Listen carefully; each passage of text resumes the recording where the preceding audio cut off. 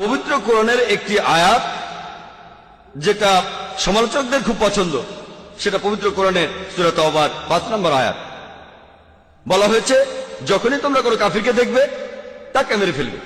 আর যদি কোরআন খোলেন এই আয়াতটা দেখবেন, অনুবাদটাও দেখতে পাবেন, যখনই তোমরা কোনো কাফিরকে দেখবে তাকে মেরে ফেলবে। তবে এটা প্রসঙ্গ ছাড়া উদ্ধৃতি। তারা কোরআনের আয়াতের উদ্ধৃতি দেয় কোনো প্রসঙ্গ ছাড়া, হাদিসের উদ্ধৃতিও দেয় প্রসঙ্গ ছাড়া। এই প্রসঙ্গটা এর প্রথম দিকের আয়াতে আছে। বলা হয়েছে যে একটা শান্তি চুক্তি হয়েছিল সেখানকার মুসলিম আর মক্কার মুশরিকদের ভেতর, আর মক্কার মুশরিকরা পরে এই শান্তি চুক্তির শর্তগুলো ভেঙেছিল। আর তখন আল্লাহ সুবহানাহু ওয়া তাআলা পবিত্র কোরআনের সূরা তাওবার ৫ নম্বর আয়াত নাজিল করলেন। তিনি এখানে মক্কার মুশরিকদের উদ্দেশ্যে চূড়ান্ত প্রস্তাবটা দিয়েছেন, তোমরা আগামী 4 মাসের মধ্যে সব ভুল শুধরে ফেলো, তা না হলে তোমাদের যুদ্ধ করতে হবে। আর সেই যুদ্ধক্ষেত্রে আল্লাহ বলেছেন মুসলিমদের উদ্দেশ্যে, তোমরা ভয় পেও না, যুদ্ধ করো, যেখানে তোমাদের শত্রুদের দেখবে মেরে ফেলো। যে কোনো আর্মি জেনারেল সৈন্যদের মনোবল বাড়ানোর জন্য স্বাভাবিকভাবে এই কথা বলবেন, যেখানে শত্রুদের দেখো মেরে ফেলো। এই কথা বলবেন না যেখানে শত্রুদের দেখো সেখানে তোমরা মরে যাও। তাই এখানে যুদ্ধক্ষেত্রের কথা বলা হচ্ছে। अल्लाह इसका नाम असीम सरकार है और इसने कुरान का अपमान किया है। इसको न सनातन धर्म के बारे में पता है और न ही कुरान के बारे में। मैं रविकांत भारती एक सनातनी हूं और सनातनी होने के नाते माफी चाहता हूं।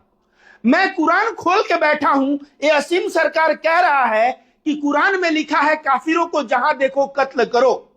तो मैं कुरान खोल के बैठा हूं और कुरान का सूरह तौबा का 5 नंबर आयत ऐसा लिखा है कि काफिरों को जहां देखो उनका कत्ल करो।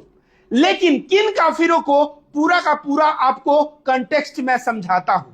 वहां के जो काफिर थे और मुसलमान दोनों में समझौता हुआ था, एग्रीमेंट हुआ था कि बाहर से कोई हमला करेगा तो हम दोनों लोग मिल के लड़ेंगे।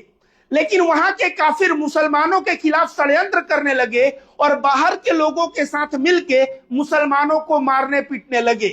उस वक्त उन काफिरों के लिए ये आयत आया कि काफिरों को जहां देखो कत्ल कर दो।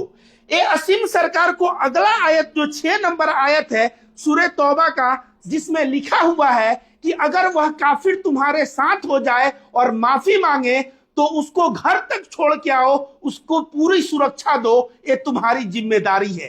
तो ये सुरक्षा देने वाला बात नहीं बोला, मतलब कुरान का आगे और पीछे का आयत गायब कर दिया, एक लाइन पकड़ के बोल दिया कि पूरा कुरान गलत है।